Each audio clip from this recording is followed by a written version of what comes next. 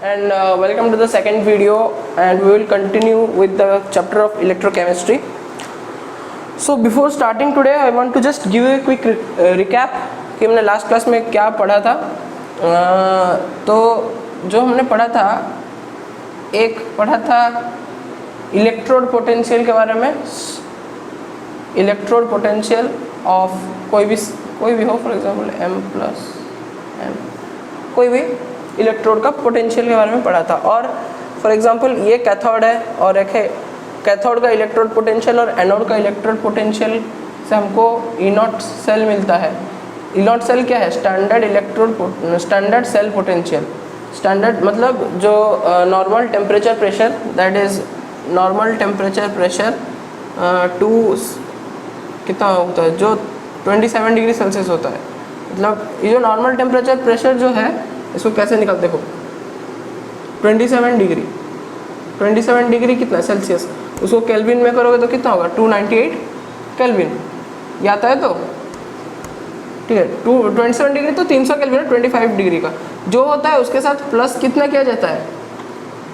273 plus किया जाता है, तो सेल्सियस हमको केल्विन में मिलेगा. छोड़ो, ये तो बेसिक बातें हो गई. तो यहाँ पे नॉर्मल टेम्परेचर प्रेशर में अगर एक सेल एग्जिबिट करता है, जो आपका जो सेल पोटेंशियल है उसको बोलते हैं स्टैंडर्ड सेल पोटेंशियल. ठीक है. तो अब स्टैंडर्ड सेल पोटेंशियल कैसे निकलते हैं? E nought cathode minus E nought anode. ये मैंने आपको बोला था, E nought cathode minus E nought anode. चलो, अब इसके ऊपर बहुत सारे क्वेश्चंस आएंगे. ठीक है. क्वेश्चंस कैसे आएंगे? फॉर एग्जाम्पल यहाँ पे क्वेश्चंस है, ए सेल रिएक्शन लिखो. ए सेल रिएक्शन Zn हो रहा है, Zn2 प्लस सॉल्ट ब्रिज. फिर रिप्रेजेंटेशन ऑफ सेल मैं आपको बोला था, Cu2 प्लस हो रहा है, Cu2 प्लस हो रहा है, Cu सब 1 मोलर है. ठीक है. अभी हम 1 मोलर कॉन्सेंट्रेशन के ऊपर डील कर रहे हैं. इस वीडियो में हम डिफरेंट कॉन्सेंट्रेशंस के ऊपर भी डील करेंगे. ठीक है. चलो, 1 मोलर तो 1 मोलर हो गया, उसका तो कोई लेना देना नहीं है. अब क्या हो रहा है? Zn बन रहा है Zn2 प्लस, मतलब Zn बन रहा है Zn2 प्लस, और Cu2 प्लस बन रहा है Cu. कुछ ऐसा हो रहा है ना. मतलब कॉपर क्या हो रहा है?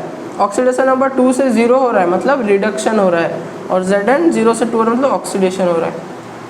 ओके, समझ गए? चलो, अभी क्वेश्चन क्या गया है? क्वेश्चन दिया गया है कि calculate what is the cell reaction. ये हो गया आपका सेल रिएक्शन. समझे? सेल रिएक्शन कैसे लिखना है? सेल रिएक्शन ऐसे लिखना है. देखो ये क्या है, मैं क्या बोला था, राइट में क्या होता है बोलो? कैथोड. ठीक है. लेफ्ट में क्या होता है? एनोड. देखो कैथोड के पास रिडक्शन हो रहा है, एनोड के पास ऑक्सीडेशन हो रहा है. समझ गए? राइट में हमेशा कैथोड होता है, तो सेल रिएक्शन क्या हो रहा है? Cu2 प्लस 2 इलेक्ट्रॉन हो रहा है Cu. यहाँ पे Zn बन रहा है Zn2 प्लस 2 इलेक्ट्रॉन. यहाँ पे लिखना एट कैथोड, एट एनोड. उसके बाद ओवरऑल सेल रिएक्शन क्या बन रहा है? 2 इलेक्ट्रॉन कट करो और ये रिएक्शन को आप लिख दो. ठीक है. ऐसे आप सॉल्यूशन करोगे. चलो, उसके बाद पूछा गया क्या? Calculate the EMF of cell given that EMF of Zn2 plus is minus, ये वाला है माइनस 0.76, ये वाला है प्लस 0. कितना था? 34 था. हाँ, प्लस 0.34. ठीक है. तो मैं क्या बोला था? ई नॉट सेल का फॉर्मूला क्या है? ई नॉट सेल का फॉर्मूला क्या है? E nought cathode minus E nought anode, that is equal to 0.34 minus minus plus 0.76, that is equal to 1.1 volt. ये मैंने डैनियल सेल के वक्त भी आपको बोला था. चलो चलो चलो चलो. तो अभी क्या है? अभी बताया गया है, यहाँ से एक चीज़ आपको पता चलेगा. अगर आप ई नॉट सेल निकालते हो और ये किसी भी रीज़न से नेगेटिव में आ रहा है, ठीक है, तो वहाँ पे आप क्या कंक्लूड करोगे? The reaction is not feasible. The reaction is not feasible, मतलब वो रिएक्शन काम नहीं करेगा. ठीक है। अगर पॉजिटिव में पोटेंशियल नहीं आता है तो वो रिएक्शन फिजिबल नहीं है। बहुत जगह पूछा जाता है what is the feasibility and spontaneity of A reactions. जब ये रिएक्शन फिजिबल कब होगा, मतलब ये जो रिएक्शन है अगर नेगेटिव में आ गया वो रिएक्शन स्पॉन्टेनियस नहीं है, मतलब वो अपने आप काम नहीं करेगा, वो रिएक्शन फिजिबल नहीं होगा। तो हम उसको कैसे काम कराएंगे ना, हम पोटेंशियल इंक्रीज करेंगे। सोचो यहाँ पे -0.36 आ गया, वोल्ट आ गया पोटेंशियल। तो इस रिएक्शन को फिजिबल करने के लिए हम क्या करेंगे, हम एटलीस्ट प्लस 0.36 वोल्ट का 0.36 से ज़्यादा 0.36 से ज़्यादा देने से, और क्योंकि 0.36 0 हो जाता है मतलब अगेन वो रिएक्शन फिजिबल नहीं है बट स्पॉन्टेनियस है। तो वहाँ पे क्या करना है, 0.36 वोल्ट से ज़्यादा अगर हम इलेक्ट्रिसिटी, फॉर एग्जाम्पल ऐसा सेल है सॉल्ट ब्रिज, ठीक है, ऐसा कुछ है,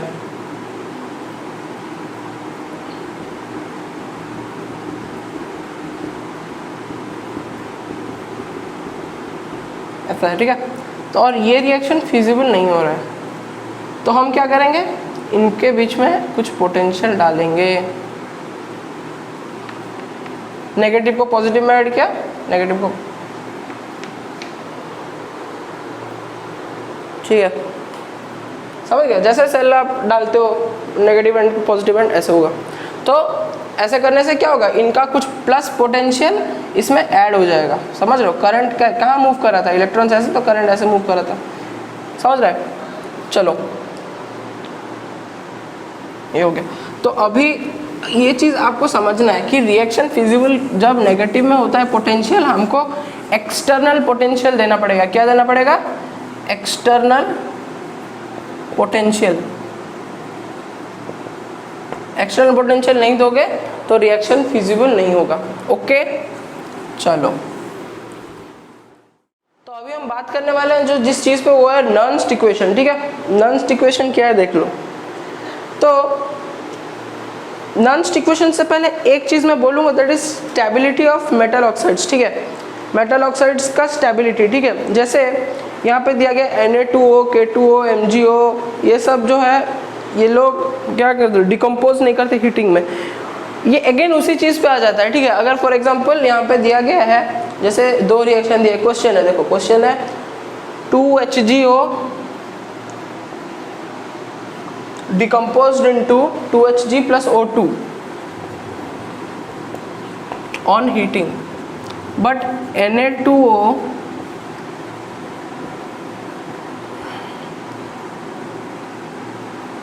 okay for Na2O decomposes, 2Na2O doesn't decomposes to 4Na plus O2। ये क्यों, मतलब बेसिकली यहाँ पे नो रिएक्शन, नो रिएक्शन। क्यों क्यों होता है ऐसे, बोलो। ये क्वेश्चन को नोट कर लो अभी, मैं इसको बाद में आपको बोलूँगा जब मैं आगे डील करूँगा, पक्का बोलूँगा, क्योंकि कुछ चीज़ें आपको पहले समझाना है, उसके बाद मैं इसको बोलूँगा। चलो, तो अभी हम फॉरवर्ड करते हैं नर्न्स इक्वेशन पे।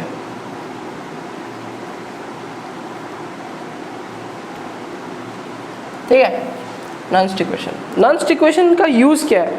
तो देखो नर्न्स इक्वेशन का यूज़ है, हम जो सेल का पोटेंशियल है, सेल का पोटेंशियल मतलब E सेल, हम निकाल सकते हैं at given temperature, at given मतलब गिवन टेम्परेचर मतलब क्या था, 298 केल्विन गिवन प्रेशर। बट वहाँ पे क्या होगा, कॉन्सेंट्रेशन ऑफ जो बता नहीं रहा था ना मैं कि ऐसे दिया गया था Zn, क्या होता है Zn एनोड मतलब ऑक्सीडाइज, Zn से Zn2 प्लस 1 मोलर था। अगर यहाँ पे सिर्फ 0.1 मोलर होता है, फिर 0.001 मोलर होता, और यहाँ पे जो सॉल्ट ब्रिज में था Cu2 प्लस इसका 1 मोलर होता है, या फिर 0.1 मोलर होता है, फिर 10 मोलर होता, तो वहाँ पे आप कैसे करोगे, वहाँ पे तो कॉन्सेंट्रेशन चेंज हो गया। तो उस चीज़ के लिए यूज़ होता है हमारा नर्न्स इक्वेशन। चलो, जो ई सेल है, ई सेल तो हम निकाल दिए एट 1 मोलर कॉन्सेंट्रेशन करके, हम ई सेल निकाल दिए। ई सेल कितना है, ई सेल बोल रहा हूँ, E not cell, E not cell हमको पता है। तो ई नॉट सेल के साथ क्या छेड़खानी करना पड़ेगा हमको, देखो एक चीज़, ये जो प्लस और माइनस में आप कभी कंफ्यूज नहीं होना, ठीक है। बहुत जगह पे प्लस माइनस बहुत कुछ लिखा होता है, आप ऐसे याद रख सकते हो माइनस, ठीक है। 0.06 लिखो, यहाँ पे बहुत बुक में लिखो 0.0591 लिखा जाता है, यहाँ पे एक्चुअली होता है 2.303 RT बाय एन ना, हाँ एन, चलो by NF into log product by reactant, ठीक है। हमेशा आप ऐसे याद रखो, माइनस इसको अगर याद रख लो, क्योंकि अगर मैं इसको रिवर्स कर देता हूँ, लॉग रिएक्टेंट बाय प्रोडक्ट कर देता हूँ तो ये प्लस बन जाता है, बट हमेशा ही ऐसे याद रखो ई नॉट सेल माइनस ये into log product by reactant. अच्छा मेरे को एक बात बताओ, यहाँ पे R का वैल्यू पता है, T का वैल्यू पता है, F का वैल्यू पता है, मतलब बेसिकली ये जो चीज़ हो रहा है 2.303 इंटू 8.314 इंटू 298 बाय 96500, ये होल के साथ डिवाइड हो रहा है n, कुछ ऐसा ही सिनेरियो है ना। तो ये जो पूरा चीज़ है, ये पूरा चीज़ को अगर हम डिवाइड करेंगे तो बनेगा ई नॉट सेल माइनस 0.0591 लिखते हैं, 06 लिख दो, कोई दिक्कत नहीं है, by n log product by reactant, okay, log product by reactant. चलो तो यहाँ पे आप समझ गए, F जो है फैराडे कांस्टेंट है, आप पढ़े होगे 10th क्लास में, अगर नहीं पढ़े होगे तो अभी भी फैराडे है, 1 Faraday 1 F equal to 96500 F। चलो समझ गए, ठीक है। अब बात सुनो, प्रोडक्ट रिएक्टेंट आपको कैसे पता चलेगा। फॉर एग्जांपल यहाँ पे है 8 प्लस ऐसा है, ठीक है। तो लॉग प्रोडक्ट बाय इसका क्या बनेगा, E cell equal to E not cell minus ये क्या है, प्रोडक्ट क्या है यहाँ पे, log C raise to the power C, समझ रहे हो,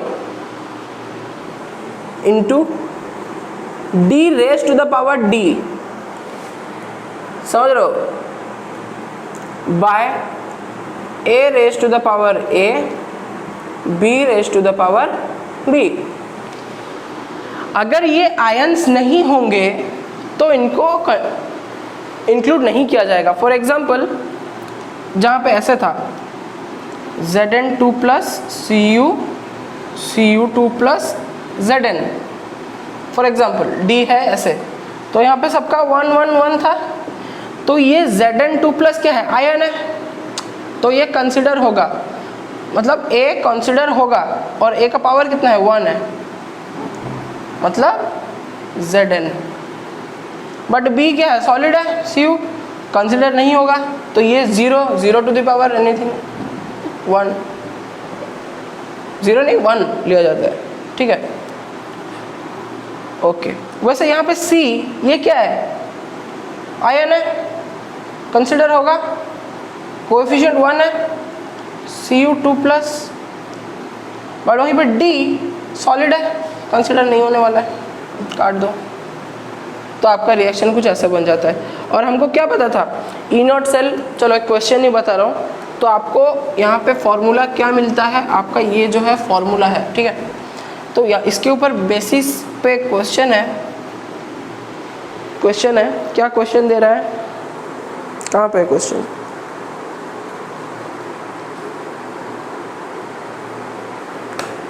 हाँ ये क्वेश्चन बोला गया है, लिखो, calculate EMF of cell Mg2 plus salt bridge Ag plus से Hg, ये है 0.1 मोलर और ये है 10⁻⁻⁴ मोलर। ठीक है, चलो दिया गया है E0 कैथोड, कैथोड मतलब क्या, Ag+2 Ag जो है वो दिया गया है 0.8। अगर आपको फिर भी समझ नहीं आ रहा है कि राइट साइड वाला कैथोड है, लेफ्ट साइड वाला एनोड है, सीधा जो पॉजिटिव है वो कैथोड, जो नेगेटिव में हुआ एनोड, बट ये हमेशा काम नहीं करेगा। मैं बोला था पहले ही क्लास में कि हमेशा कैथोड पॉजिटिव एनोड नेगेटिव नहीं होता है, कभी कभी दोनों पॉजिटिव हो सकते हैं, कभी कभी दोनों नेगेटिव हो सकते हैं, बट जो डिफरेंस है वो हमेशा पॉजिटिव होता है। आप ऐसे भी करके कर सकते हो, कोई दिक्कत नहीं है। चलो, तो दिया है -2.37 वोल्ट। तो यहाँ पे हमको क्या निकालना है, E0 सेल।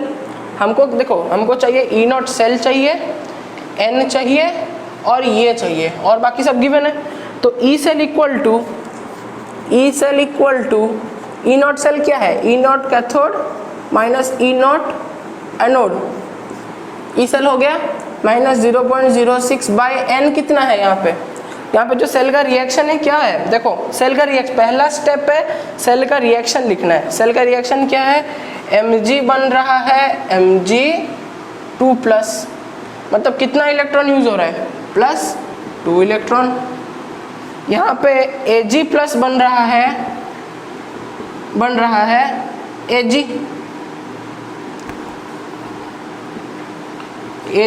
बन रहा है Ag, कितना इलेक्ट्रॉन यूज करके, 1 इलेक्ट्रॉन। हमको इलेक्ट्रॉन काटना है तो पूरा 2 इंटू कर देंगे, 2 काट दिया, ऐड कर दिया, Mg+2 Ag+ give rise to Mg2+ 2 Ag। ठीक है, रिएक्शन बन गया आपका, रिएक्शन आपका बन गया। अब N कितना है, 2 इलेक्ट्रॉन, 2 लॉग प्रोडक्ट क्या है, Mg2+। आयन को हम सिर्फ ले रहे हैं, Mg2+ का कोएफिशिएंट क्या है, 1 है, मतलब Mg2+ to the power 1 bye यहाँ पे Ag2+ कोएफिशिएंट कितना है, 2, Ag2+ स्क्वायर हो गया। अभी that is equal to E0 cathode कितना है, 0.8 plus minus plus 2.37 minus 0.03 log Mg2+ कितना है, 0.1, मतलब 10⁻⁻1 10⁻⁻1 बाय 10⁻⁻4 का स्क्वायर, मतलब 10⁻⁻8। ठीक है, that is equal to 7, 8, 9, 10, 11, 3.17 minus 0.03 into ये कितना बन जा रहा है, -1 + 8 कितना बन जाएगा, 7। ठीक है, समझ रहे बात को, 7 log base 10 10⁻⁷ give rise to 10 बोल रहा हूँ 7। देखो log a⁴x equal to x होता है। ठीक है, लॉग 10 मतलब बेसिकली ये है a⁴ कितना होने से a⁴x होगा, a⁴x होने से a⁴x होगा, तो 10⁻⁴ कितना होने से 10⁻⁷ होगा, 7 ना। अरे सीधा बात है, समझ रहे हो बात को, a⁴ कितना होता है, देखो जब ये दोनों सेम होते हैं लॉग में तो ये आंसर होता है। अगर आप मैथ्स नहीं लिए हो तो मैं ऐसे आपको बता दे रहा हूँ। ठीक है, चलो तो log 10 7 हो गया, 7 3 21, 7 3 21 हो गया। तो यहाँ से माइनस करो, that is equal to 6, that is equal to 2.96 volt. ठीक है, 2.96 वोल्ट हो गया, समझ गए बात को, 2.96 वोल्ट आंसर है आपका। नॉन्स्ट इक्वेशन का ये यूज है, पहली बात। और क्वेश्चंस आपको ग्रुप में भेज दिया जाएगा, देख लो, नोट कर लो पहले इसको।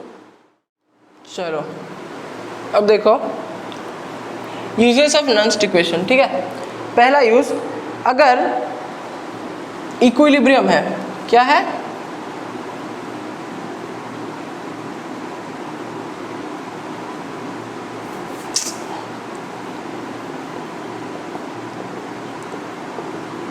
इक्विलिब्रियम है, ठीक है। तो आपने 11th में पढ़ा था प्रोडक्ट बाय रिएक्टेंट क्या होता है, ऐसा कुछ आप 11th में पढ़े थे ना?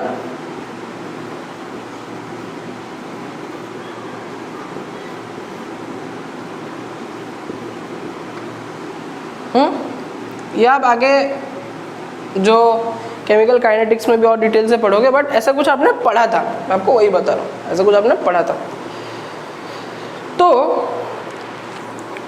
हमारा जो नॉन्स्ट इक्वेशन में लिख देता हूँ पहले, E cell equal to E not cell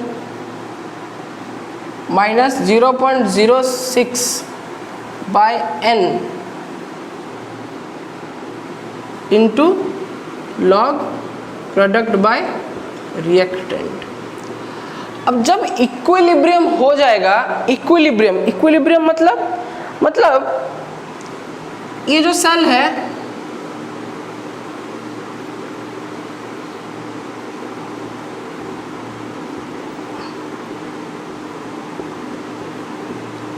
equal amount में जो आयंस है वो मूव कर जाएंगे, मतलब जो सॉल्यूशंस का न्यूट्रलिटी आ जाएगा। क्या आ जाएगा? न्यूट्रलिटी, ठीक है। उस स्टेज में और करंट फ्लो नहीं होगा, इक्विलिब्रियम हो गया। तो उस केस में क्या हो रहा है? उस केस में ई सेल करंट फ्लो नहीं हो रहा, मतलब पोटेंशियल जीरो हो गया। समझ रहे हो?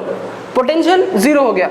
तो अगर पोटेंशियल जीरो हो जा रहा है तो मैं इसको ऐसे लिख सकता हूँ, जीरो इक्वल टू इतना, मतलब ये ई नॉट सेल हो गया 0.06 by n log product by reactant. Log जो प्रोडक्ट बाय रिएक्टेंट में अभी आपको क्या बताया था, इक्विलिब्रियम में क्या लिखते हैं? Kc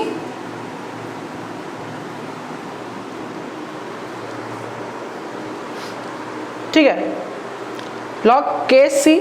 तो अभी Kc हमको मिल जाएगा, जैसे यहाँ पे लिखा है Kc इक्वल टू Kc, देखो Kc अब कैसे मिलेगा हमको, सीधा इसको इधर इंटू करना, इसको इधर डिवाइड करना। Log Kc equal to E not cell into n by 0.06, या फिर E not cell into n, ये 0.06 क्या था, 0.06 इक्वल टू क्या था, 2.303 RT बाय NF। तो NF बाय 2.303 RT, ठीक है। तो आप जैसे भी लिख सकते हो, ये भी यूज कर सकते हो, ये भी यूज कर सकते हो। अगर आपको बहुत कुछ वेरिएबल दिया होगा कि टेम्परेचर ये है वो है, तो ऐसा आप यूज कर सकते हो। 2.303 इंटू R, ये कांस्टेंट ही रहेगा शायद से, तो उसको बोलते हैं 91147, यही वैल्यू आएगा 2.303 इंटू R का, ठीक है। चलो ये हो गया फर्स्ट यूटिलाइजेशन, इसको बोलते हैं equilibrium constant from Nernst equation, derivation of equilibrium constant from Nernst equation हो गया आपका। चलो और एक चीज़ ध्यान है, कभी कभी पूछा जाता है, नॉर्मली आपके एग्जाम्स में ना पूछ सके बट आगे चल के MCQs वगैरह में सेक्शन ए में पूछ सकता है, pH दे देगा सोल्यूशन का। pH एक्चुअली है क्या, 10th में भी आप पढ़े हो, pH equal to minus log H+, यही है ना। तो एक एसिड में नॉर्मली, एसिड भी छोड़ो, मैं नॉर्मल स्टैंडर्ड हाइड्रोजन इलेक्ट्रोड की बात कर रहा हूँ, ठीक है। जो H2 है क्या बन रहा है, H+ बन रहा है, या फिर हाफ H2 बन रहा है H+, एक ही बात है, ठीक है, प्लस इलेक्ट्रॉन। तो यहां पे क्या बन रहा है, E cell equal to E not cell minus 0.06, जैसे था पहले लिख लो, 0.06 by n log product by reactant, ये ना। चलो अभी ध्यान से देखना, ध्यान से देखना, प्रोडक्ट क्या है H प्लस, डाल दिया H प्लस, रिएक्टेंट क्या है H2 to the power half, H2 to the power half, डाल दिया। ई नॉट सेल कितना है, हाइड्रोजन का क्या मैं बोला था, 0 वोल्ट। इलेक्ट्रोकेमिकल सीरीज में देखो हाइड्रोजन इलेक्ट्रोड 0 वोल्ट, तो 0 डाल दिया। अभी ई सेल कितना आया, या फिर सोचो आप ई नॉट सेल रखे भी, फॉर एग्जांपल ऐसा बात है कि हाइड्रोजन के साथ कोई और इलेक्ट्रोड, क्योंकि सेल बता रहे हैं ना, हम इलेक्ट्रोड की बात नहीं कर रहे हैं, ठीक है। फॉर एग्जांपल यहाँ पे हम Mg2+2 Mg वाला वो वाला यूज कर देंगे तो पोटेंशियल आएगा, ठीक है। तो ई नॉट सेल रहने दो, ई नॉट सेल रहने दो। चलो वो डिपेंड करता है आपके क्वेश्चन के ऊपर, अगर इलेक्ट्रोड पोटेंशियल बोला होगा तो सीधा 0 हो जाएगा, कोई दिक्कत नहीं है। अभी देखो ई नॉट सेल माइनस 0.06, n कितना है, 1 है ना, काट दो, ठीक है। n कितना है, 1 है, यहाँ पे एक इलेक्ट्रॉन है, काट दो। तो 0.06 into log H plus, H2 क्या हो जाएगा, गैस है, इसको नहीं लिया जाएगा, 1 हो जाएगा इसका कॉन्सेंट्रेशन हमेशा, तो 1 टू द पावर हाफ भी 1 होता है। That is E not cell plus 0.06 minus log H plus, हो रहा है कि नहीं हो रहा है, देखो हो रहा है। That is E not cell plus 0.06 pH, pH वही है ना, समझ गए। तो ये आपका क्या हो गया, वन टाइप ऑफ एप्लीकेशन हो गया, इसके ऊपर बहुत सारे क्वेश्चंस आपको मिल जाएंगे। तो आप अभी करो, अभी आप बुक का क्वेश्चंस करो, बता रहा हूँ अप टू कौन से पेज तक आप कर सकते हो। ये क्लास के बाद और एक बस छोटा टॉपिक बच गया, उसके बाद आप पेज नंबर 73 3.6 इंडेक्स तक आप कर सकते हो, ठीक है। चलो हम लास्ट टॉपिक करते हैं चैप्टर का, गिब्स फ्री एनर्जी। तो लास्ट टॉपिक आज का गिब्स फ्री एनर्जी।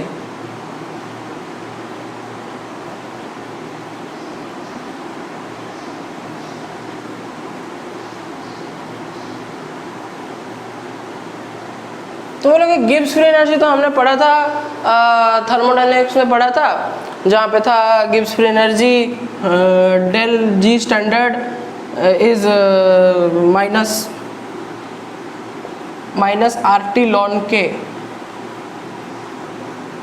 या फिर ऐसे लिख दो -2.303 RT log K, ऐसा कुछ था ना, ऐसा कुछ था। तो इसका यहाँ पे यूज़ क्या है, क्या यूज़ है, हम अभी अभी एक डेरिवेशन किए थे जहाँ पे हम log K निकाले थे, log K या फिर log KC या फिर log जो भी लो वो निकाले थे हम यहाँ पे। तो अब अगर हम वो फॉर्मूला को याद करें, हम क्या लिखे थे, log KC इक्वल टू कितना कितना लिखे थे हम, log KC E not cell into N, E not cell into N ही था, ठीक है। E not cell into N by 0.06 by 0.06, कहाँ गया वो, ये रहा क्वेश्चन, क्वेश्चन नहीं मिल रहा है, हाँ ये रहा क्वेश्चन, रुको क्वेश्चन से पहले ये देख लो, ये हो गया हमारा, ये हम निकाले थे, ठीक है। इसको अगर हम एक्सपांड करें, NF 2.303 RT ऐसा करके कुछ था ना, दैट इज इक्वल टू कितना है, -2.303, RT log K, that is equal to del G by minus 2.303 RT, एक ही बात है। तो इससे आप कंपेयर कर सकते हो। ई नॉट सेल डेल जी कितना है, डेल जी कितना है, ये कट रहा है ना, देखो ये कट रहा है कि नहीं कट रहा है, एक खाली माइनस साइन आएगा, अगर ये पूरा काट दो यहाँ -1 बचेगा, यहाँ 1 बचेगा, the del G equal to minus NF E not cell. इसके ऊपर एक क्वेश्चन है, आपको उसमें क्या दिया है, इक्वेशन दे दिया है, इक्वेशन दे दिया है मतलब n मिल गया, और इक्वेशन दे दिया है मतलब वहाँ पे गिवन होगा, वहाँ पे ई नॉट सेल आपको मिल जाएगा, f पता है, उससे आपको डेल जी मिल जाएगा इजीली। समझ रहे हो क्वेश्चन को? जैसे यहाँ पे दिया गया है जो आपका डैनियल सेल वाला इक्वेशन, वहाँ पे दे दिया गया है कॉपर और जिंक का, तो वहाँ पे हमारा ई नॉट सेल कितना आया था, 1.1 वोल्ट आया था, और यहाँ पे 2 इलेक्ट्रॉन यूज हुआ था, तो फिर डेल जी कितना लगेगा, -2 × 96500, नहीं तो सीधा f ही रखो ना, f × 1.1 that is equal to -2.2 Faraday. अगर कूलम करना 96500 इंटू कर देना, ठीक है, ऐसे वो क्वेश्चंस को सॉल्व किया जाता है। ओके चलो, और एक चीज जो मेरे दिमाग में है अभी, ये इन-टेक्स्ट क्वेश्चन देखो। अच्छा, गिब्स फ्री एनर्जी अगर आप समझे नहीं होगे, मैं आपको समझा दूं, गिब्स फ्री एनर्जी क्या है। गिब्स फ्री एनर्जी क्या है ना, कितना एनर्जी बच रहा है आफ्टर डूइंग ए वर्क। अगर एक सिस्टम में फ्री एनर्जी नहीं बच रहा है मतलब वन टाइप ऑफ उसने वर्क नहीं कर पाया है। जैसे फॉर एग्जांपल डब्ल्यू मैक्स कितना वर्क कर पाएगा, कितना मैक्सिमम वर्क कर पाएगा, मतलब फ्री एनर्जी कितना है उसमें। अगर फ्री एनर्जी नहीं है तो वर्क कैसे करेगा, आप में अगर एनर्जी नहीं है आप थोड़ी ना काम कर पाओगे। तो डब्ल्यू मैक्स कितना है, फ्री एनर्जी कितना, माइनस में होता है। क्यों होता है, क्योंकि उसको वो एनर्जी सिस्टम को देना है, ठीक है, तो फिर माइनस में होता है। तो डब्ल्यू मैक्स इक्वल टू कितना होगा, माइनस ऑफ, और उस पर जो वर्क होगा या फिर वो जो वर्क करेगा उसके पास वो एनर्जी है, वो जो अगर वर्क कर रहा है उसको नेगेटिव में लिया जाएगा, तो negative of minus del G. For example अगर मैं बोलूँ इसके पास फ्री एनर्जी आया है बट इसको काम करना है, तो फिर इसका डायरेक्शन ऑपोजिट हो रहा है। आप अगर फिजिक्स के टर्म में समझोगे, मैं ऐसे समझ रहा हूँ, डायरेक्शन ऑपोजिट हो रहा है इसलिए माइनस। तो W max equal to minus of del G, that is मतलब minus of del G that is equal to NF E not cell, खाली NF ई नॉट सेल, ठीक है। अगर पूछा गया कि what is the maximum work that can be done by this cell, तो आप ऐसे निकाल सकते हो। तो यहाँ पे आप कर लो एक्सरसाइज बोल रहा हूँ क्या, इन टेक्स्ट क्वेश्चन 3.6 तक, इन टेक्स्ट क्वेश्चन 3.6 तक, ठीक है। इन टेक्स्ट क्वेश्चन 3.6 में देखो यहाँ पे दिया गया है कैलकुलेट द पोटेंशियल ऑफ, 3.4 पढ़ रहा हूँ, तो calculate the potential of hydrogen electrode in contact with a solution whose pH is 10। कैसे करोगे, calculate the potential of hydrogen electrode, मतलब E nought E cell equal to कितना, हाइड्रोजन इलेक्ट्रोड मतलब 0 हो गया, 0 minus 0 plus 0.06 pH that is equal to E cell equal to 0 plus 0.006 into 10 that is equal to 0.6 volt. समझ रहे हो, मतलब easy type का क्वेश्चन है, ठीक है। तो ऐसे आप क्वेश्चन सॉल्व करो, और उसके बाद हम कंडक्टेंस ऑफ जो कंडक्टेंस आपका जो हो गया आपका कंडक्टिविटी, वो सब आपका हम डिस्कस करेंगे। उसके बाद आगे डिफरेंट टॉपिक्स के बारे में हम डिस्कस करेंगे, क्वेश्चंस करेंगे, और लास्ट में इलेक्ट्रोलिसिस एंड प्रोडक्ट्स फॉर्म बोलूँगा और डिफरेंट सेल्स के बारे में बोलूँगा। तब तक के लिए सारे क्वेश्चंस करो, and don't forget to like, share and comment and subscribe to CVS point.